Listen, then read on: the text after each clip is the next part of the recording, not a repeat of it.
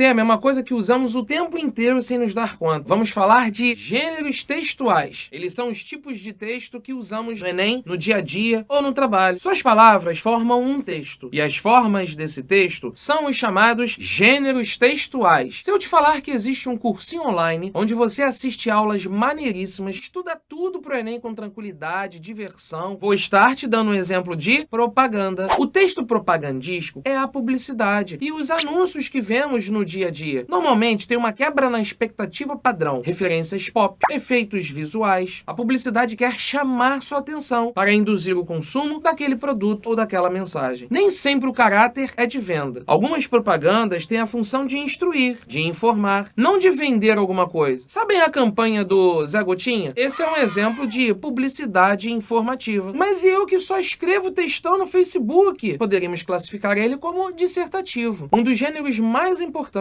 Ele é utilizado na redação do Enem e na FUVEST. O texto dissertativo nada mais é do que a sua opinião sobre um determinado assunto. Ele precisa ser claro e fácil de entender. É essencial basear seus argumentos com dados, notícias e exemplos. Se você estiver escrevendo uma redação de prova ou algo mais sério, vai precisar seguir mais uma estrutura definida. Se for uma dissertação mais genérica, como um editorial de jornal, dá para sair um pouco do padrão. De qualquer forma, é importante você escrever sua opinião de um jeito mais impessoal. Suas ideias ficam mais definidas e vão ter um julgamento melhor. Já no texto narrativo, existe um relato da história. Temos os personagens, sendo as pessoas ou objetos da história. E temos também o narrador, que é o cara que conta essa história. Às vezes rola um mashup, onde o narrador também é um personagem, como o Ted de How I Met Your Mother. Ou temos um narrador observador, aquele que só conta o que acontece. E ainda, o narrador onisciente. Tipo Deus, ele sabe tudo o que acontece. Dentro de um texto narrativo, é muito comum perceber um fio condutor, chamado de trama. A trama passa por momentos diferentes. O auge deles é o clímax,